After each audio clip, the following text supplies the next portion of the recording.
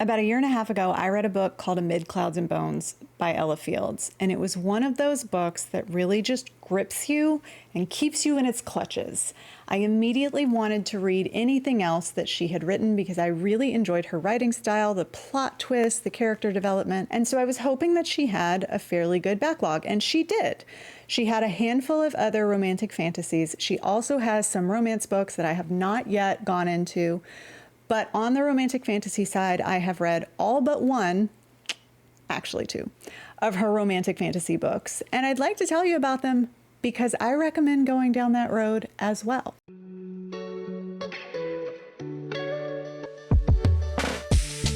So we'll start with Amid Clouds and Bones because that's where I started. This is the truest enemies to lovers. This is a girl who is in an arranged marriage and they hate each other. They actually actively try to kill each other, and it's kind of gnarly in some ways. So she gets to his castle and things are even worse there, and she decides that she's going to run away. Only then she gets caught across this war bond between the Unseelie and the Seelie, and there's dragons, and there's a whole lot of stuff going on, but it was all wrapped up really well, and the twist was unexpected, which does not always happen, and in this case, I thought it was done really well, so I was very excited to go into the next one. The next book that I picked up was A King So Cruel, and then I put it back down. This one had no redeeming characters at all. I don't know what happened. I think this was one of her earlier books, and here I am telling you that you should read all of her books, but I'm going to tell you, make an exception here. This girl is from a very cruel family. Her father is known as the Cruel King. She is just completely apathetic to everything. She's mean. She doesn't care. She has a little lover in the castle. So when she has an arranged marriage to a king from another realm, she doesn't really care, and honestly, he's a prick too. So things are not working out. And at about 50% of the way through, I was like, I don't want to read this. No one's likable. I don't want to read this. So I put it down. So then I read The Deadly Divine Duet. And this one is about a changeling girl who grows up in an area where no one knows her, as changelings do. And she's now 20 years old, and so she's having to work to pay off the debt of being raised by this woman. And she meets this wild Fey prince or Fey king.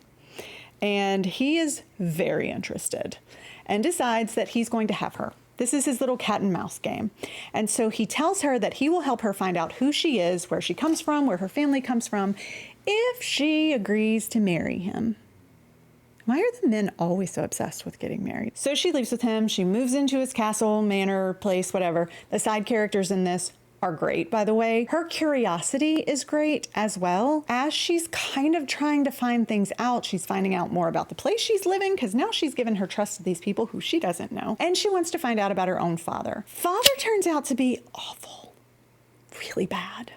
So now we have a whole situation where we have to decide what to do with the father. And there's this third magical element that's happening out in the realm, and no one knows who's pulling the strings on that one. It was a really good duet. I was excited to go from book 1 to book 2. The wrap up in it is great. And again, I love that she does duets or standalones. You don't always need a long series to enjoy the story. Sometimes you want a snack that leaves you full. So I finished that one. And I went into her other series that is also interconnected standalones and started with The Savage and the Swan. The Savage, in this case, is a wolf king, and the Swan is a prophecy about a girl who will turn into a swan and bring peace to these warring realms. So it's her realm, there's a wolf realm, and there's the humans. And things between them have always been bad. So she inadvertently meets this wolf king, and as they get close to each other in this confined situation, they of course find that they are imprinted on each other. They are fated mates. Rather unfortunate for both of them because her father hates everything about the wolves, and he is actively trying to kill all of her people. Also, they're both 18 years old and completely inexperienced in every way. So after one really serious battle where her father is killed, her mother decides, we need peace. We have to do something. And so she arranges for her daughter to marry the Wolf King, only she wants it to happen in their village, in their home, and then she sets it up as a sabotage. Now listen, the suspension of disbelief is there because there's not a lot of situations where someone offs your father himself with his own two hands, and you are still curious about his downtown. But here we are. So this one actually wrapped up really well. I love that it was a coming of age. I love all the things that we learned about the realms and the people there, and I liked the characters. They were truly likable. But then I went on to The Wolf and the Wildflower. And this one was a little more mature, if you will. We have a queen who's married a king. Everything was supposed to be great in her life. She thought she was marrying the one. He wants power, he wants loyalty, he seems to be a good guy, and then she finds out that he betrayed her and someone's pregnant, and it's not her. So she runs off. She just wants her wild night. She wants to get away from all of this. In the process, she meets the second in command, Wolf, and spends a lot of time with him. But it has a lot to do with like discovering things about herself that she's literally never had a chance to even uncover because she's been so busy being somebody else's wife. And so the story itself is really great. The political intrigue in this one was higher, and I thought that the ending and the wrap up was exactly what it should have been. So recommend that series or Interconnected Standalones a lot. I would definitely read those again. So then I was kind of out of material, so I did go back to A King So Cold and finish it.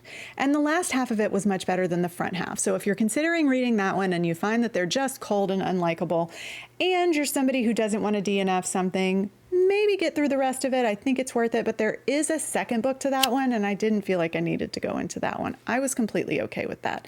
But then I thought I had reached the end of her catalog. A couple of days ago, I saw that she had another book called Bloodthirsty Beloved. This one is a vampire story. I just thought it's a vampire story. Why did I cry for so much of this vampire book? It probably would not have mattered if they were vampires or fae or any other creatures. It was really about the chemistry between the two main characters. So her father is absolutely horrible. He's mean to her, he's abusive to her and her mother and to other people around them. And there's a king in this area who has to choose a queen because they have to feed the wards in order to keep everybody safe. And so in order to feed the wards, he's got to be married, and they have to cut their hands over these 3 wards that are very hard to get to. It's a very dangerous situation. And that feeds the wards, and they have to do it every 100 years. Well, his father, prior to him, the prior king, had let it go on for way longer than he was supposed to. So now his father's dead, and he needs to find a queen so that they can make this safe again. So he puts out this invitation. Anybody who's interested in meeting him, he will come and meet with you.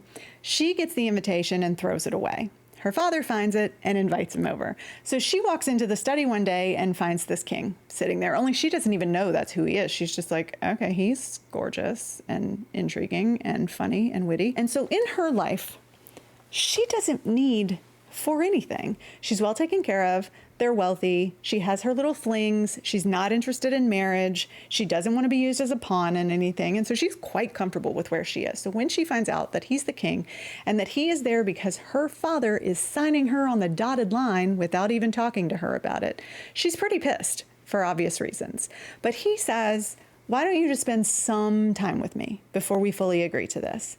And so she agrees to go and stay with him for a week, during which time she finds out a couple of things. A, he's fully inexperienced, which is really kind of kind, because the reason that he is because he's actually been hung up on her for a really long time. You see, he is a shapeshifter. And he turns into a cat and checks out situations.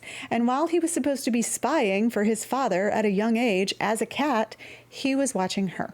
So he knows things about her that have gone on forever. The yearning in this is just so good. And I really, really, really enjoyed it. I cried a lot over vampires. And I wasn't upset about it. It wasn't like, oh my God, this is so stupid. No, it was good. And I was glad that it like emotionally rocked me. Bit of a miscommunication trope all through the middle because something happens where he feels betrayed. And boy, does that piss me off. But the ending and the way that they have to like climb back up and actually get to know each other, so it's not like an insta love story, is so good, and I loved it so much.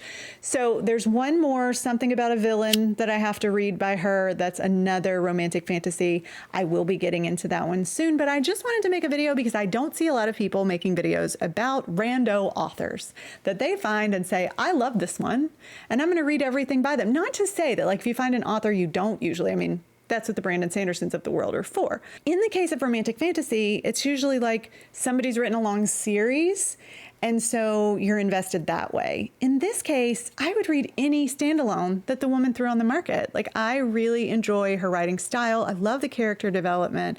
I love the language that she uses. It really is like you're just hearing a story from a trusted source, and I enjoy that so much. So I hope you'll find something in any of these that you'll enjoy, and if you do, please let me know. Okay, thanks, bye.